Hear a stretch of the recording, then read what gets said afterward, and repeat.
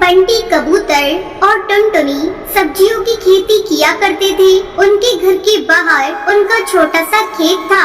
इस बार तो आपने बहुत सारी अलग अलग सब्जियां लगाई हैं। हाँ टुनटुनी, इस बार मैंने पहली बार कद्दू की सब्जी लगाई है। जब सारी सब्जियां आ जाएंगी तो हमें अच्छा खासा मुनाफा होगा। हाँ, लेकिन पहले हमें इन पौधों का अच्छे से ख्याल रखना होगा। हाँ, वो तो रखेंगे ही। मैं और आप कोशिश करते रहेंगे। टुनटुनी और बंटी कबूतर मिलकर अपनी सब्जियों के खेतों का बहुत अच्छे से ख्याल रखते थे। उनके खेत ही उन दोनों की कमाई का जरिया थे। धीरे धीरे उनके पौधों में सब्जियां लग गयी। ये देखकर वो दोनों बेहद खुश थे। लेकिन एक दिन टुनटुनी ने देखा कि घर का सारा राशन खत्म होने की कगार पर है।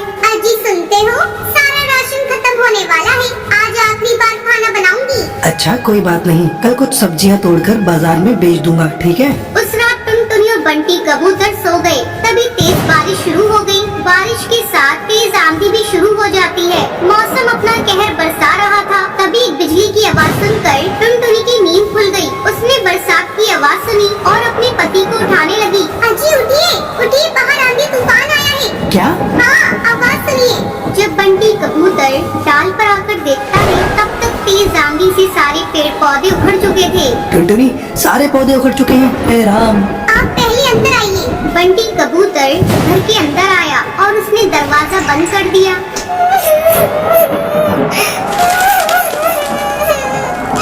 हे राम, अब हमारा क्या होगा? घर में तो राशन भी नहीं है। अब हमें भूखा रहना होगा। हे भगवान, तूने सारी मेहनत बेकार कर दी। अब मैं क्या करूं? अब क्या होगा? रो मत टुनटुनी, कुछ न कुछ जरूर होगा, लेकिन हमें भूखे मरने की नौबत नहीं आएगी। मौसम की मार से उनके सारे पौधे खराब हो चुके थे। ये सोचकर वो दोनों परेशान थे और सुबह हुई और मौसम का कहर रुक गया। आंधियां बंद हो गयी। फिर टुनटुनी और बंटी कबूतर अपने खेत में आए।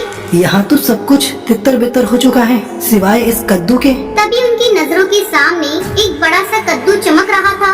मैं सोच रही हूँ, इसे बेचकर ज्यादा पैसे तो नहीं मिलेंगे। क्यों ना हम इसे घर में ही रखें? कम से कम इसकी सब्जी बनाकर कुछ रोज हम दोनों का पेट तो भर सकता है। हाँ, तुम सही कह रही हो टुनटुनी, चलो इसे अंदर ले चलते हैं। बंटी कबूतर ने उस बड़े से कद्दू को उठा लिया और दोनों घर के अंदर चले गए। बंटी कबूतर ने कद्दू को रसोई में रख दिया। मुझे चाकू देना टुनटुनी। टुनटुनी ने बंटी कबूतर को चाकू दिया और जैसे ही बंटी कबूतर ने उस बड़े से कद्दू को चीरा तो उसमें से चिड़िया के बच्चे की रोने की आवाज आने लगी। ये क्या? आप आराम से चीरिए। बंटी कबूतर ने आराम से कद्दू को चीरा तो उसके अंदर उन्हें छोटी सी चिड़िया की बच्ची दिखी। है, ऊपर वाले कद्दू में ये बच्ची कैसे आ गई? ये कुदरत का करिश्मा है। हाँ, लगता है इसे भूख लगी है। इसके लिए थोड़ा दूध ले आऊं, पर घर में तो दूध भी नहीं है। एक काम करती हूँ, पड़ोस की हरी काकी से ले आती हूँ। जब तक आप इसे संभालिए। टुनटुनी दूध लेने पड़ोसन के घर चली गई और यहाँ बंटी कबूतर चिड़िया के बच्चे को देखने लगा। भला कद्दू के अंदर ये चिड़िया का बच्चा कैसे आ गया? लगता है ये कोई मामूली चिड़िया नहीं है, जरूर ये करिश्माई है। कुछ देर बाद टुनटुनी दूध लेकर आ गई। टुनटुनी ने जैसे ही बच्ची को दूध पिलाया, वैसे ही उसके पंखों से सोने के सिक्कों की बारिश होने लगी।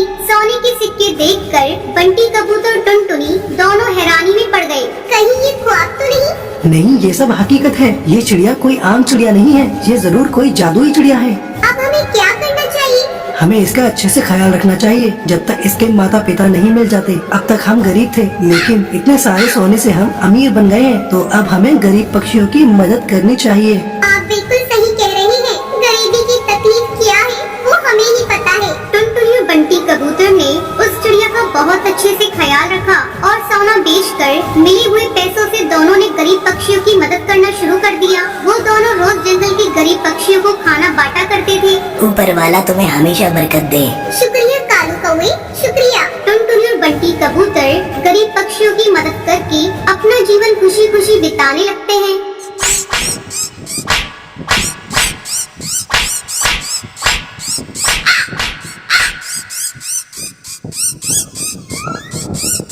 एक समय की बात है, सुंदरवन जंगल में टुनटुनी चिड़िया अपनी सौतेली बहन पिंकी चिड़िया और अपनी सौतेली माँ रानी चिड़िया के साथ रहा करती थी। टुनटुनी की माँ टूनी चिड़िया की मौत कुछ महीनों पहले एक सांप के काटने के कारण हो गई थी।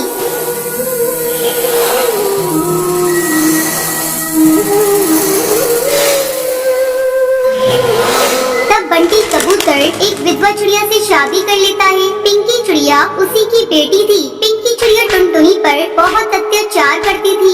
एक दिन टुनटुनी खाना पका रही थी, तभी पिंकी वहाँ आती है और टुनटुनी से कहती है, मैंने तुझसे चाय मांगी थी, तूने अभी तक मुझे चाय नहीं दी। दीदी ये देखो मैं चाय ही बना रही हूँ, जैसे ही चाय उबल जाएगी मैं आपको लाकर देती हूँ। थोड़ी देर बाद टुनटुनी चाय लाकर पिंकी को देती है। चाय पीते ही पिंकी टुनटुनी पर चिल्लाने लगती है, ये तूने चाय कैसे बनाई है? इसमें तो चीनी बिल्कुल नहीं है, ले इसे तू ही पी ले। इतना कहकर वो उस चाय के प्याले को फेंक देती है। पिंकी चिड़िया का गुस्सा देखकर टुनटुनी रोने लगती है।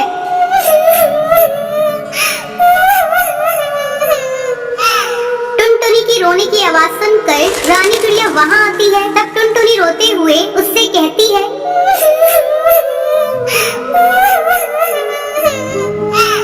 माँ ये देखो दीदी ने सारी चाय फेंक दी। आहा टुनटुनी तू मेरी बेटी की शिकायत मुझसे मत किया कर, चल अब चलकर सफाई कर। टुनटुनी को पूरा घोंसला साफ करना पड़ता है। दिन भर काम करने के बाद टुनटुनी रात को अपने घोंसले में जाती है और अपनी माँ की तस्वीर के सामने फूट फूट कर रोने लगती है।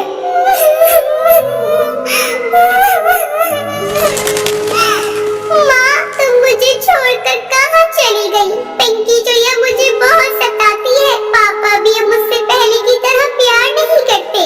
वो रोते रोते सो जाती है। अगले दिन पिंकी चिड़िया स्कूल जाने के लिए तैयार हो रही थी। अरे महारानी, मेरा स्कूल ड्रेस कहाँ है? तूने प्रेस तो कर दिया है ना? पिंकी की चिल्लाने की आवाज सुनकर टुनटुनी वहाँ आती है और कहती है, नहीं दीदी, कल मेरा हाथ रोटी बनाते समय जल गया था, इसलिए मैं प्रेस नहीं कर पाई। तू खा खा कर मोटी हो गई है, तुझे चर्बी चढ़ गई है, अब तुझसे कोई काम नहीं होता। माँ इसे अभी इसी वक्त घर से बाहर निकालो, अब ये हमारे किसी काम की नहीं। तब रानी चिड़िया पिंकी से कहती है, बेटा अगर हम लोगों ने इसे घर से बाहर निकाल दिया तो इसका पाप हम लोगों को भी घर से निकाल देगा। इसका दूसरा इलाज है मेरे पास। इसी तरह कुछ दिन गुजर जाते हैं। अब रानी चिड़िया टुनटुनी को खाने के लिए बहुत थोड़ा सा खाना देती थी। धीरे धीरे टुनटुनी कमजोर होती जा रही थी। एक दिन रानी चिड़िया टुनटुनी से कहती है, टुनटुनी जब कुएं से पानी भर ला, पीने का पानी खत्म हो गया है। माँ मैं कुएं से पानी कैसे निकालूंगी? मैंने कभी कुएं से पानी नहीं निकाला,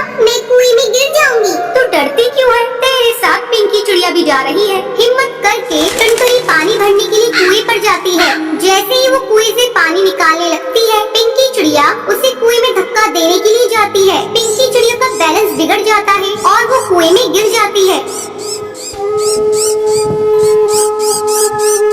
मुझे बचाओ, मैं डूब जाऊंगी। मुझे बचा ले टुनटुनी, मैंने तुझ पर बहुत अत्याचार किए हैं टुनटुनी, मुझे माफ कर दे, मुझे बचा ले किसी तरह से। दीदी तुम चिंता मत करो, ये रस्सी जल्दी से लो और ऊपर आ जाओ। पिंकी चिड़िया रस्सी पकड़कर कुएं से बाहर आ जाती है। उस दिन के बाद से दोनों बहनें खुशी खुशी रहने लगती